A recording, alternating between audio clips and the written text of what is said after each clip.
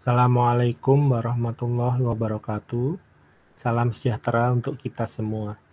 Saudara, pada pertemuan kuliah hari ini kita akan membahas terkait topik Center of Mass atau pusat massa benda. Ya. Nah, konsep ini sering kita jumpai ketika membahas sistem yang terdiri dari sejumlah benda atau partikel.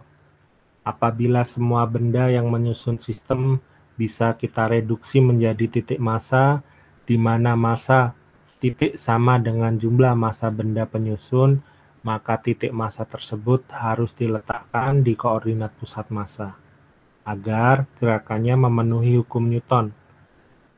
Jika sejumlah gaya luar bekerja pada sistem benda, maka pusat massa benda akan bergerak mengikuti kaidah seolah-olah resultan gaya tersebut hanya bekerja pada pusat massa titik di pusat massa. Ya. Posisi dari pusat massa dapat dituliskan sebagai berikut. Ya. COM ini singkatan dari Center of Mass, ya, atau pusat massa. Di sini dapat kita cari nilai dari pusat massanya dengan persamaan 1/M total, M-nya M besar, ya. M di sini adalah massa dari benda, ya. Jadi kalau ada 2 atau 3 benda atau partikel, maka M besar ini adalah penjumlahan dari masing-masing bendanya. Nah, sigma MI kali RI, M dengan indeks I ini adalah massa dari bendanya, dan RI ini adalah posisi benda. Nah, sama seperti pada kasus-kasus sebelumnya yang melibatkan vektor, maka penyelesaian komponen-komponen vektor menjadi cara untuk menyelesaikan perhitungan secara kuantitatif, ya. Di sini dapat Anda lihat X center of mass, ya. Ini artinya X adalah untuk komponen ke arah sumbu X. Nanti kalau yang akan kita tinjau adalah center of mass dari komponen sumbu Y dan komponen sumbu Z, maka persamaan yang digunakan mirip seperti ini, tetapi notasinya nanti akan berubah. Yang ini X nanti diganti Y, ya. Nah, posisi kecepatan, percepatan, serta besarnya gaya ini yang telah kita pelajari hingga saat ini berlaku tepat pada pusat massa benda saat benda tersebut di-extend, ya, atau diperluas. Ya. Berikut contoh penerapan dari konsep center of mass, ya. Pada gambar sebelah kiri ini kita punya 3 buah partikel, ya, yang mana partikel tersebut masing-masing memiliki massa M1-nya 1,2 kilo, M2-nya 2,5 kilo, M3-nya 3,4 kilogram. Ya, membentuk segitiga sama sisi, yang mana sisinya memiliki panjang 140 cm. Nah, di manakah letak pusat massa dari sistem tersebut? Nah, ya, kita berurusan dengan partikel pada sistem koordinat 3 dimensi, ya. Artinya partikelnya itu berada pada sebuah dimensi ruang, yang mana dia punya komponen sumbu X, komponen sumbu Y, dan komponen sumbu Z. Nah, di sini karena pada soal ini informasi yang kita ketahui bahwa ketiga partikel ini membentuk segitiga sama sisi, ya, maka kita dapat simpulkan bahwa ketiga partikel itu berada pada 2 dimensi saja, ya, dimensi X dan dimensi Y. Asumsinya seperti itu. Pak, boleh enggak dimensinya Y sama Z atau X sama Z? Boleh, ya. Nah, kenapa pada ilustrasi ini digambarkan pada koordinat X dan Y, nah ini untuk memudahkan kita bahwa ketiga partikel ini kita kondisikan, kita letakkan pada posisi sebagai berikut. Nah, jadi posisi 0,0 di sini, posisi yang ini dan posisi yang itu di soalnya tidak harus seperti ini ya. Nah, ini hanya salah satu cara, salah satu metode agar memudahkan kita nanti menghitung pusat massa. Pak, kalau nanti ketiga partikel ini posisinya tidak seperti ilustrasi gambar, boleh saja ya. Jadi nanti Anda letakkan di koordinat X dan Z, boleh ya. Nah, yang kita lakukan ini adalah untuk menyederhanakan model ya, menyederhanakan model agar kita bisa mencari solusi untuk menyelesaikannya.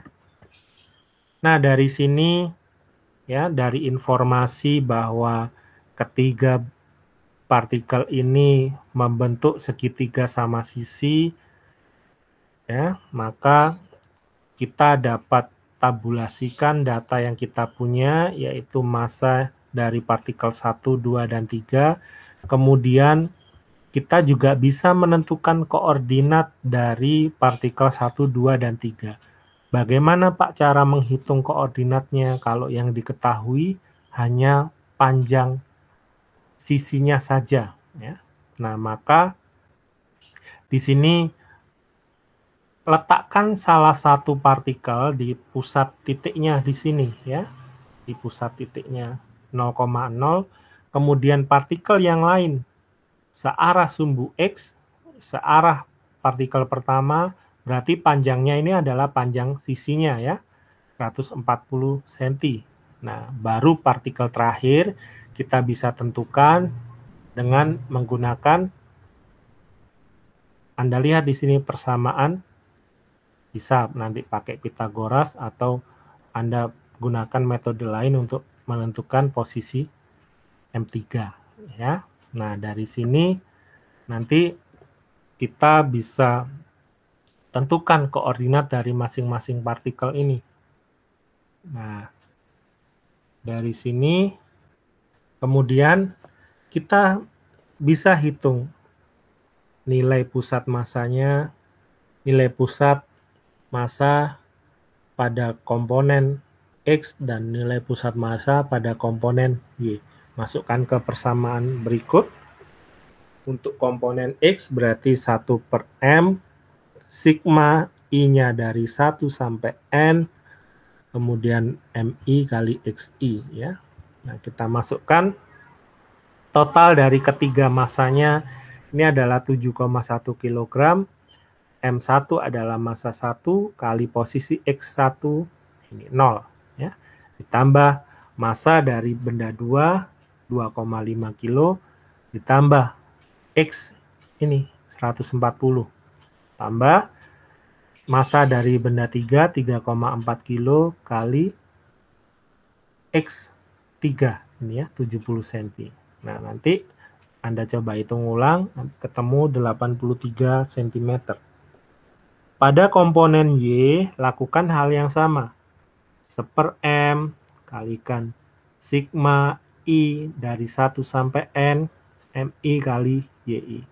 1/M totalnya sama ya, massa 1 tambah massa 2 tambah massa 3, di sini 7,1 kg. Kemudian M1 kali Y1, ini M1-nya 1,2 kg, kalikan Y1-nya 0, ditambah M2 2,5 kg, kali Y2 0, tambah 3,4 kg, kali Y3 120 cm. Jadi kita dapatkan nilai pusat massa untuk komponen Y adalah 58 cm. Jadi pusat massa dari tiga partikel ini yang memiliki bentuk segitiga sama sisi, pusat massanya ada di koordinat 83 cm, komponen X-nya, 58 cm untuk komponen Y-nya. Maka di gambar kita dapat tuliskan atau lukiskan bahwa pusat massanya ada di sini. Ini ya.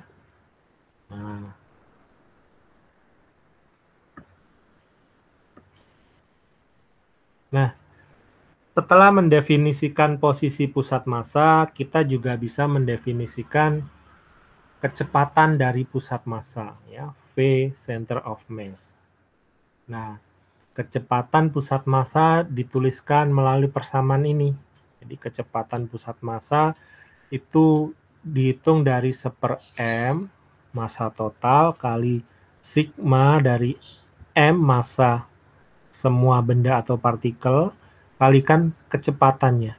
Nah, Anda ingat massa kali kecepatan adalah momentum.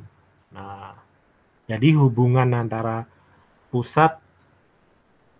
kecepatan pusat massa dengan momentum adalah sebagai berikut. Massa total dari semua benda atau partikel kali kecepatan pusat massanya, ini adalah momentum total. Nah, dari persamaan ini dapat kita ketahui bahwa jika momentumnya kekal, maka kecepatan pusat massa adalah konstan.